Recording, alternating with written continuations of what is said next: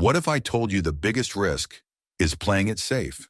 Imagine a single idea born in a college dorm room grows into a global empire that connects billions of people. Was it about power, ambition, and a continuous drive to dominate the digital world? This is the untold story of how Mark Zuckerberg built Facebook into a social media empire. From Facebook to the metaverse. One thing is clear, this story is far from over. Starting with the humble beginnings of college, it was in 2003, inside a Harvard dorm room. Mark Zuckerberg, a 19-year-old computer science student, had just created FaceMash, a controversial website that lets students rank each other's attractiveness. It was shut down within days, but what started as a prank turned into the seed of a digital empire. With his roommates, he launched the Facebook in 2004, exclusively for Harvard students. The platform spread like wildfire, expanding to Ivy League schools, then to colleges nationwide. From reviving old friendships to powering social movements, Zuckerberg changed the way the world interacts. I remember that night I launched Facebook from that little dorm in Kirkland House. I went to Noakes with my friend KX, and I remember telling him clearly that I was excited to help connect the Harvard community, but one day someone would connect the whole world. So how far did that dorm room idea go? Try becoming a trillion-dollar force controlling what billions see every day. He wasn't just building a college network. He was creating something the world had never seen before, owning a shocking $1.6 trillion market cap, an assured part of building a fast-growing, complex business that impacts billions of people daily. Moving to the growth of his ambition led to the growth of expansion. By 2005, the Facebook dropped "the" and became simply Facebook. With investments rolling in, including a crucial $500,000 from PayPal's co-founder, Peter Thiel, the company moved to Silicon Valley. When we first launched, we were hoping for, maybe 400, 500 people. Harvard didn't have a Facebook, so that's the gap that we were trying to fill. And now we're at 100,000 people, so. This relocation placed Facebook in the heart of technological innovation, allowing it to attract top talent and scale quickly.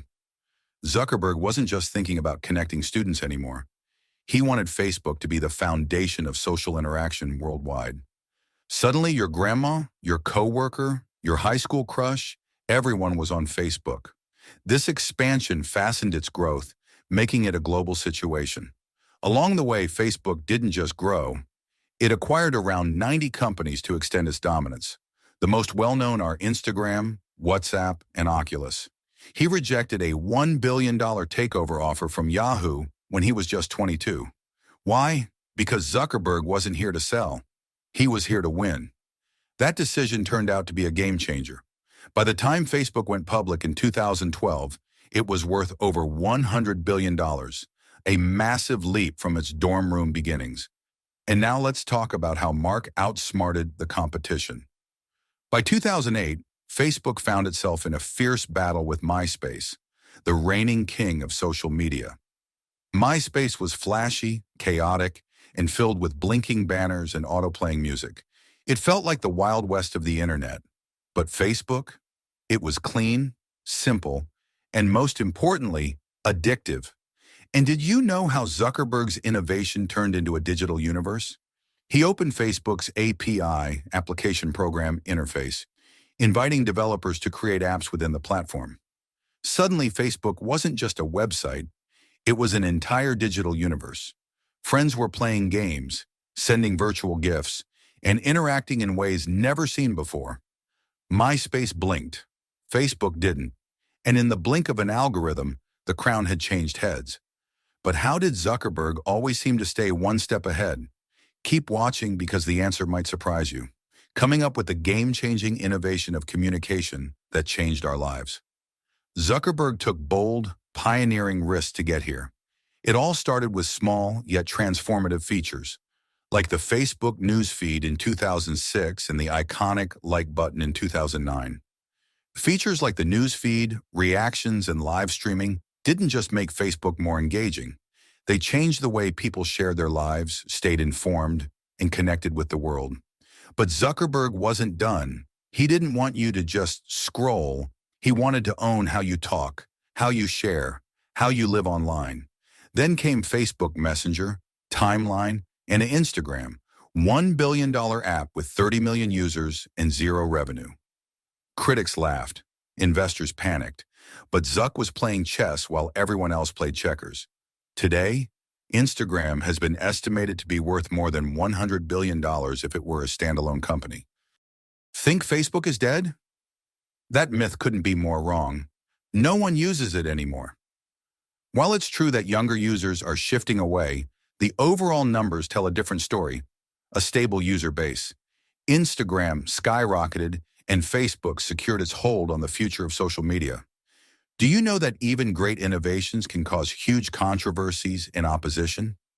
With great power came massive controversy, fake news, privacy breaches, political manipulation. And at the center of it all, the 2018 Cambridge Analytica scandal shook the world, revealing how user data had been exploited for political gain. When you create a company that holds huge amounts of customer data and uses vast influence over information, opposition is unavoidable. This paragraph seems out of place. A more recent insight into Zuckerberg's way of thinking and the blocks he has encountered can be found in his 3-hour conversation with Joe Rogan. Let's go do that, and we can help people connect around that. A podcast that plays out like a high-stakes thriller. Zuckerberg had to testify before Congress, but Facebook continued to grow. Despite controversies, one thing remained true. People couldn't leave Facebook. It had become too deeply integrated into their lives, and within seconds, were stepping up into the future metaverse. In 2009, just 5 years after Facebook was founded, Meta had already exceeded the 100 million active users mark worldwide. I'm excited about our future roadmap, but even that's still early in a journey that's going to go on for decades. Immersive all-day experiences will require a lot of novel technologies, and for the last 7 years, our research team has been working on a broad array of technologies that are necessary for these next-generation platforms. Today, that number has skyrocketed to 3.35 billion daily active users, meaning 70% of the world's internet users engage with one of its core products: Facebook, WhatsApp, Instagram, or Messenger every single day. That's world dominance. Curiosity loop. While competitors chased features, Meta began chasing futures. From now on, we're going to be metaverse first, not Facebook first. A virtual universe designed to smoothly merge physical and digital realities in ways we've never seen before. Some call it genius. Others call it an escape from reality. The more people use it, the more valuable it becomes. Everyone knows the family of apps and wants to be part of it. This is reflected in Meta's high profitability measures, such as gross margins at 81.67% and net income margins at 37.9%. For every $10 in income, Meta earns a net profit of $3.79. Last year, Meta made a net profit of $62 billion. And with billions in cash flowing in, one thing is clear. Zuck isn't slowing down anytime soon. Is the metaverse future an upcoming virtual and expanding reality? Let's jump into that alongside ongoing projects like Facebook Marketplace, which quickly outpaced competitors like eBay, and new WhatsApp initiatives such as WhatsApp Pay, which could evolve into a completely developed super app. Curiosity loop. In 2021, Zuckerberg announced the company's rebranding to Meta, signaling a shift toward the metaverse. By now, most tech enthusiasts are familiar with Meta's bold vision. But what's all the confusion about? Facebook's name change to Meta Platforms had a bold reason behind it, but instead of clarity, it left the world scratching their heads. It was a signal of its ambition to lead the next era of digital interaction. The goal is to create immersive, interconnected virtual experiences. At the center of it all is the MetaQuest, positioned as one of the first mainstream gateways into the metaverse, offering users an immersive experience that goes far beyond traditional gaming. Twist. It all sounds futuristic, right? But so did Instagram when it first launched. So did Stories when they were introduced. Zuckerberg and his team have a track record of developing digital revolutions, taking huge but calculated risks in a fast-evolving world. From a Harvard dorm room to a trillion-dollar empire, Facebook's rise wasn't just about technology. It was about vision, ambition, and an unstoppable drive to the future. From ruling timelines to building digital worlds, Zuckerberg's ambition knows no bounds. But will the metaverse be his final masterstroke or his biggest misstep? Let us know your thoughts in the comments.